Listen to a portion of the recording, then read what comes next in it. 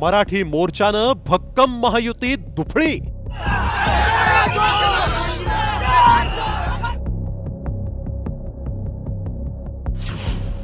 मोर्चानं महायुतीत समन्वयाचा अभाव समोर।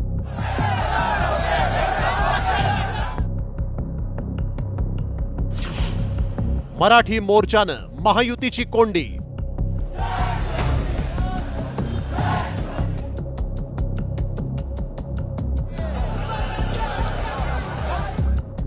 हिंदी सक्तीचा विरोध करत मराठी माणसानं मराठीचा जागर केला।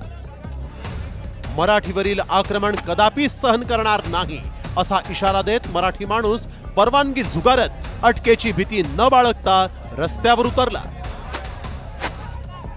आणि लाल बुंद झालेल्या या मराठी माणसामुळे भरभक्कम आणि मजबूत समजल्या जाणाऱ्या महायुतीत दुफळी पडली। मराठी भाषेचा मुद्दा आक्रमकपणे मांडून ठाकरे बंधूंनी बाळासाहेबांची शिवसेना आपल्याकडेच आहे असा दावा करणाऱ्या शिंदे गटाचंही टेन्शन वाढवलं।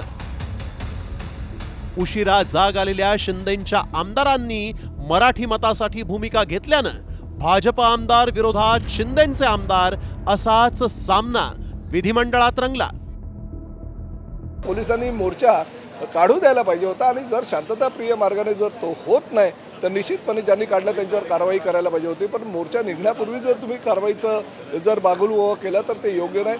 आमची तुलना काही वेळेस लोक महायुती सरकारची तुलना इंग्रजांच्या बरोबर करायला लागलेले आहेत, असं बरोबर नाही। आमच्या महायुतीचं सरकार अतिशय चांगल्या प्रकारचं काम करत असताना अशी तुलना सामान्य जनतेकडून किंवा मराठी एकीकरण समितीकडून होत असेल तर ते निश्चितपणे योग्य नाही। एका मुस्लिम कॅन्डिडेटला जाऊन त्याला मदत केली तरी तर ही कुठली मराठी एकीकरण समितीची दोरी भूमिका होती?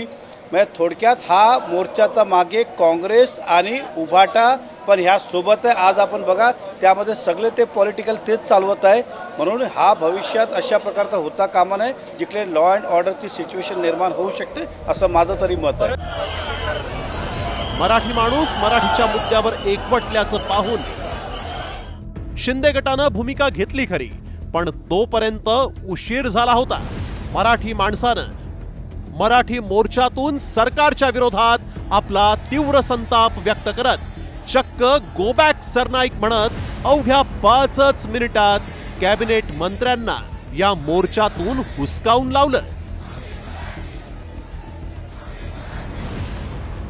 या मोर्चावरून महायुतीतच नाही तर शिंदे गटात देखील भूमिका घेण्यावर संभ्रम होता। त्याला कारण ठरलं उदय सामंत यांचं हे वक्तव्य।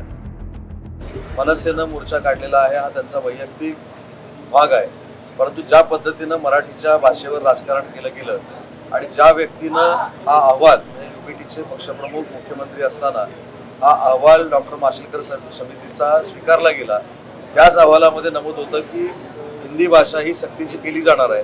त्याच्यानंतर ट्विट देखील मुख्यमंत्र्यांचं झालेलं होतं, पण अचानक मनसेनं मराठीचा मुद्दा काढल्यामुळे त्यांनी या सगळ्या गोष्टीला युटर्न दिला आणि आपणच मराठी माणसाचे तारणहार आहोत अशा पद्धतीची भूमिका घेण्याचा प्रयत्न केला। जर मोर्चा मनसेचा होता तर शिंदे गटाचे नेते आणि सरकारमधील कॅबिनेट मंत्री प्रताप सरनाईक मोर्चामध्ये का गेले?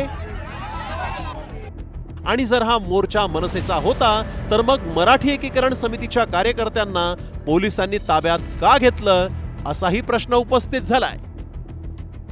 खरं तर मी त्या सर्व पोलिसांचे मनापासून आभार मानतो की तुमच्यामुळे ही सगळी ताकद एकत्र झाली। असेच आमच्या विरोधात जात जा, सरकारचं ऐकत जा आणि मराठी माणसाला एकत्र होतं। मुख्यमंत्र्यांची मी स्टेटमेंट ऐकली। मुख्यमंत्र्यांना असं वाटतंय की काही चुकीचं घडलंय, पोलीस खात्याने दबावपोटी केलं तर त्यांनी जे कोणी अधिकारी जबाबदार त्यांना सस्पेंड करावं। आमची मागणी नाही, पण पोलीस त्यांना वाटत असेल की काहीतरी पोलिसांनी चुकीचं केलंय, कारण केलंय महाराष्ट्राला माहिती आहे, अख्ख्या महाराष्ट्राने ते पाहिजे।